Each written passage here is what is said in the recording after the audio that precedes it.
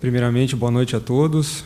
Até mesmo em razão do tempo curto, escasso, um tema tão complexo como esse, nem teria como a gente esmiuçar aqui a matéria de forma a tratar de todas as peculiaridades que envolvem, né?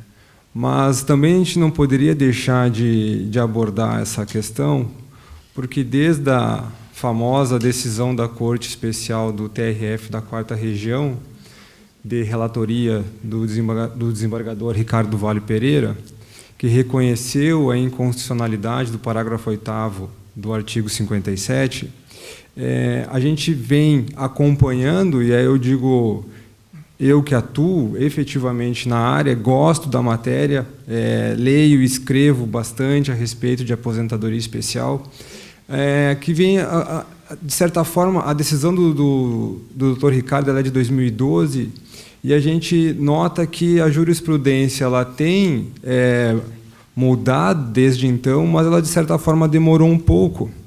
E, infelizmente, tivemos aí inúmeros julgados, principalmente no rito do juizado, que é um rito, processualmente falando, que não vai ter o seu grau recursal pelo Tribunal Regional Federal. Muitas dessas ações acabaram transitando em julgado, em razão dessa demora, dessa, digamos, aceitação da jurisprudência, principalmente do JEF, tendo como base a visão abordada de forma muito ilustre pelo Dr. Ricardo na ação em si. Até mesmo em razão da presença de acadêmicos, eu vou tentar não ser muito técnico aqui, me permitam os colegas da área, especialistas, se a gente falar de algo muito básico num primeiro momento, mas acredito que essa breve introdução ela é necessária até para que a gente consiga ambientar os presentes de uma maneira que todos consigam ao menos compreender do que a gente está falando. A aposentadoria especial está prevista no artigo 57 da Lei 8.213, a famosa Lei de Benefícios. E a aposentadoria especial é aquela aposentadoria onde o segurado que trabalhou em área nociva à sua saúde, seja em razão de agentes insalubres, periculosos, enfim, aí nós vamos ter um rol bem extenso deles, e ela inicia ali com atividades de 15, 20 ou 25 anos, e esse segurado acaba se aposentando, então, com um tempo reduzido de contribuição, até mesmo em razão dessa peculiaridade da profissão que ele exercia, da exposição que ele tinha. O que o parágrafo 8º relata nada mais é do que uma incompatibilidade do segurado que vem a se aposentar na modalidade da aposentadoria especial, que é a espécie 46, ele teria que ser obrigado a abandonar, digamos assim, a atividade. Então, uma vez aposentado na modalidade especial, ele é convidado, digamos assim, pelo INSS a parar de exercer a sua profissão sob risco de ter o seu benefício cessado. Aquela alusão que o parágrafo 8º faz ao artigo 46 da aposentadoria por invalidez, que também trata mais ou menos da mesma coisa, que é aquele aposentado por invalidez, que não pede o cancelamento, porque é importante falar, me permita eu perder alguns minutos falando sobre isso, é importante dizer, porque o aposentado por invalidez, eu já tive casos concretos no escritório, que ele, enfim, ele retomou a sua condição de trabalho e queria voltar ao mercado de trabalho. Ele pode, ele só tem que fazer um requerimento formal no INSS para isso, e aí ele não vai sofrer nenhuma penalidade por parte do INSS. O que não pode é ele ser aposentado por invalidez e continuar trabalhando, E se ele for, se o INSS acabar descobrindo, enfim, seja por denúncia, ele pode vir a ter o seu benefício, pode vir não, terá seu benefício cessado e ainda poderá ser condenado, digamos assim, inclusive a ressarcir os cofres, né, se for descoberto algum indício de fraude ou algo semelhante. Eu também faço menção ali, apesar de a gente estar fazendo aqui, estamos tendo uma conversa específica sobre o parágrafo 8º do artigo 57, mas também coloco aí para os senhores, a título de curiosidade, que no decreto 3.048 também existe essa previsão, que existe no parágrafo 8º, que está no artigo 69. Que está ali na tela, que vai falar justamente sobre isso. Então, aquele segurado aposentado especial, uma vez aposentado, ele precisa parar de trabalhar, né? Ele não pode continuar trabalhando em áreas de risco ou que expõem a sua saúde, enfim. E aqui a gente tem duas situações que vêm acontecendo no INSS. A primeira é uma situação até de ordem mais burocrática. Por quê? Principalmente para aqueles que atuam efetivamente na área do direito previdenciário, a gente sabe que, a gente falar algumas siglas aqui, eu vou tentar explicar para ficar claro para todos. A gente tem uma sigla chamada DER, né, que é a data de entrada do requerimento. Essa data é aquela data que o segurado vai até uma agência, ou ele liga lá para o telefone do INSS, ou até mesmo faz o pedido pela internet, e ele agenda a sua aposentadoria. Então, a partir desse momento, ali é fixada a DER dele. Muitos confundem, acham que a data de entrada do requerimento é o dia que efetivamente ele vai lá protocolar o seu pedido na agência. Não, é o contrário. A DER é aquele momento que ele levantou o telefone do gancho e ligou, que ele entrou na internet ou que ele foi pessoalmente até a agência, que são as 3 formas que ele tem de agendar um benefício. O que acontece? Então, quando ele agenda um benefício de aposentadoria especial, o INSS vinha obrigando que essa pessoa parasse de trabalhar, ou seja, tivesse o seu contrato de trabalho cessado.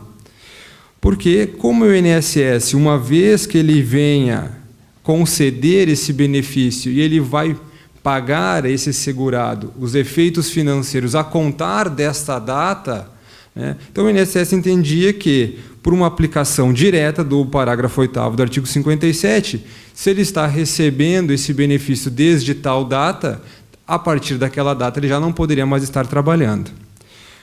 Essa questão ela foi julgada tanto na TRU como na TNU também, passou sem muitas discussões a respeito, dizendo, em síntese, que o segurado não é culpado pela mora do INSS. Então, de forma alguma, ele é obrigado a encerrar o seu vínculo trabalhista e ficar aguardando sem ter o salário e até mesmo tendo findado o seu vínculo trabalhista, aguardando a aposentadoria especial, até porque, principalmente em razão da forma como o INSS tem tratado da matéria, a chance dele ter esse benefício negado é grande. Então, de forma alguma, ele poderia arriscar a esse ponto de pedir a sua demissão, né, prevendo uma possível aposentadoria especial, e se essa aposentadoria especial for negada, esse segurado ele fica desamparado, né? Então, isso foi veementemente taxado pelo judiciário e, até, de certa forma, não tem acontecido com muita rotina no INSS. O INSS não tem questionado muito essa questão. A segunda hipótese, essa sim já é bem mais comum, que é a questão do aposentado, do segurado. Ele se aposenta na modalidade especial e, sim, ele continua trabalhando. Então, aqui a gente não está mais falando de efeitos financeiros, nada disso. Ele opta por continuar trabalhando, ele não cessa o seu vínculo trabalhista com a empresa, onde ele realiza a sua profissão, enfim.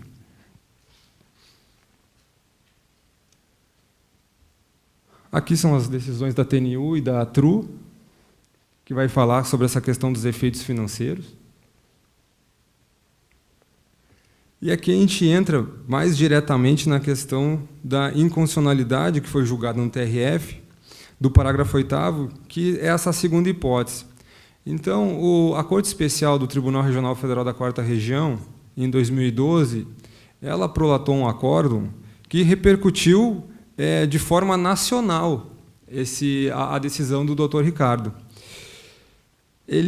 O Dr. Ricardo, ele coloca na lavra do seu acordo, ele traz, inclusive, alguns pilares, digamos assim, que para defender a tese dele, né, de que é inconstitucional o parágrafo 8º do artigo 57. Ele traz como pilares, vou tentar ler aqui que está pequenininha na minha folhinha. Então, ele coloca aqui, principalmente, o princípio constitucional, né, do livre exercício profissional. Ele cita, inclusive, que, na Constituição, a única vedação a trabalho perigoso ou insalubre se dá em relação aos menores de 18 anos. E, por fim, ele coloca que o artigo 201, parágrafo 1º da Carta, que é onde ela vai trazer a questão dos requisitos diferenciados para aqueles trabalhadores que estão expostos a algum tipo de agente nocivo à saúde, que ali não traz qualquer vedação, né? Tampouco há uma vedação ao ponto de obrigar esse segurado a ter que parar de trabalhar em razão do tipo de benefício que ele está recebendo.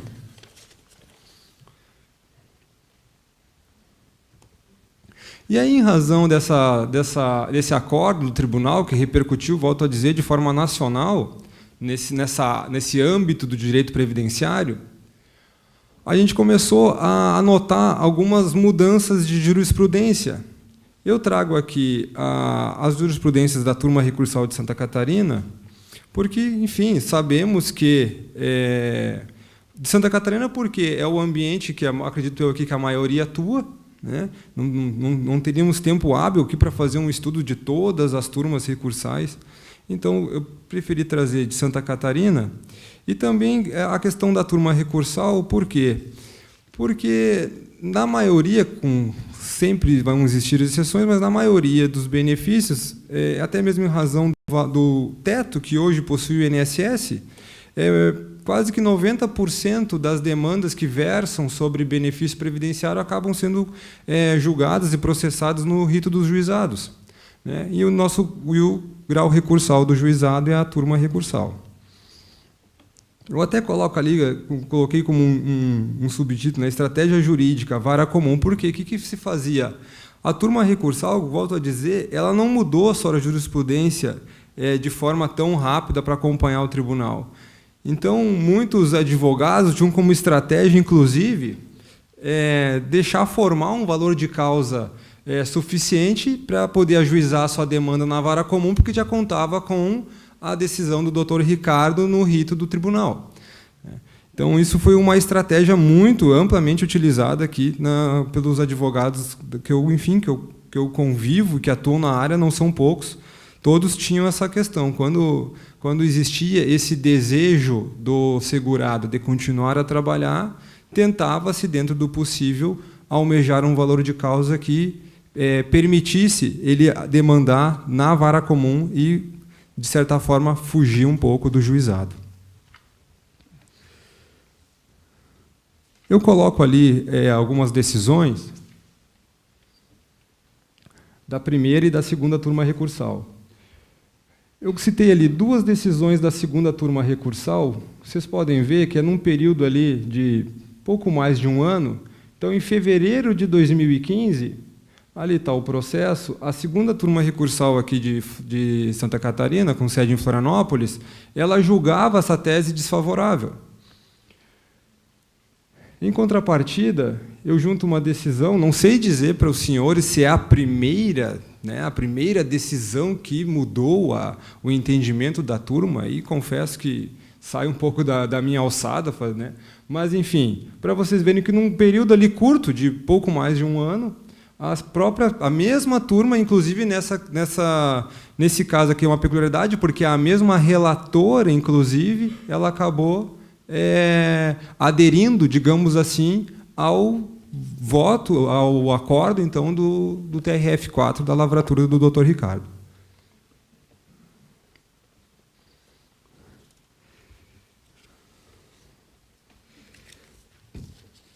Também cito para os senhores ali um processo da primeira turma recursal, de dezembro de 2015, e é interessante esse processo, porque eu acabei colacionando para os senhores um trecho do voto do relator, que ele coloca ali, ele faz uma menção. Este colegiado, por sua vez, aderiu ao entendimento do TRF4, né? Aí ele cita ali alguns precedentes. Deste modo, fica assegurada à parte autora a possibilidade de continuar a exercer a atividade que o sujeita a agentes nocivos à sua saúde após a implantação do benefício de aposentadoria especial. Então, isso aqui é um voto, parte do voto, né, do relator da primeira turma recursal. Acho que eu coloquei a data, foi de dezembro de 2015. Então, a primeira turma recursal, em dezembro de 2015, já tinha aderido, mas volto a dizer, o acórdão do TRF4 é de 2012. Então, para a gente ver que passados 3 anos, então, quanto processo não transitou em julgado, né, no âmbito dos juizados, com esse mesmo pedido, e sabemos aqui que não cabe ação rescisória no âmbito dos juizados, então acabou enterrando o direito do segurado com relação a essa questão.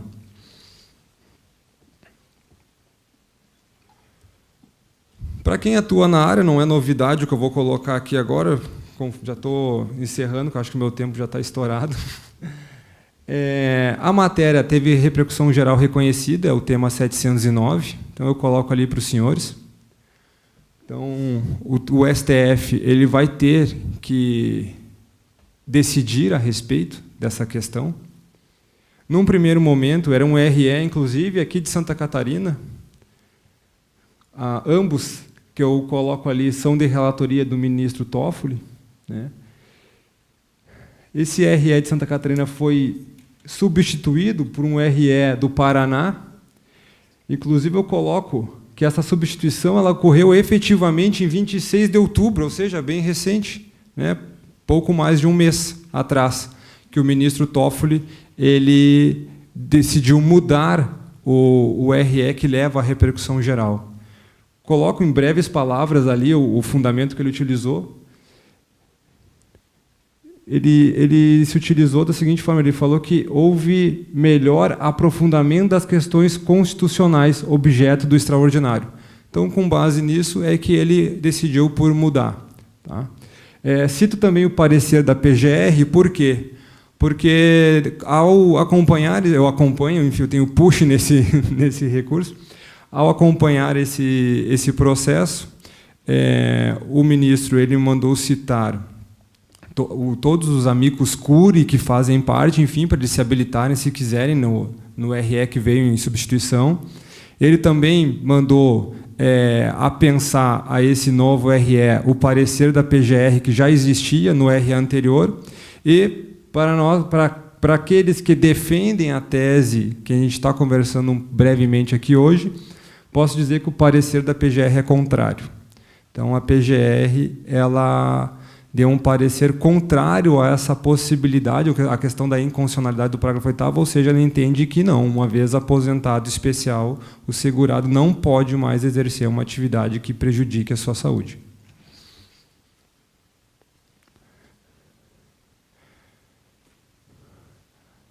Eu cito aqui brevemente um julgado bem recente, 30/6/2016. É um processo que eu acompanho, é um cliente meu. Eu coloco aqui, é da 5ª turma. O que aconteceu? A 5ª turma do TRF ele mandou ordenar a implantação do benefício, porém, teve recurso extraordinário do INSS e ela mandou sobrestar o RE, porque, enfim, a repercussão geral já estava reconhecida aqui. Como considerações finais, primeiramente agradeço a presença de todos. Desculpa se eu me delonguei um pouco, é que quando a gente gosta do tema, a gente acaba se empolgando, digamos assim. Eu gosto bastante dessa área da aposentadoria especial.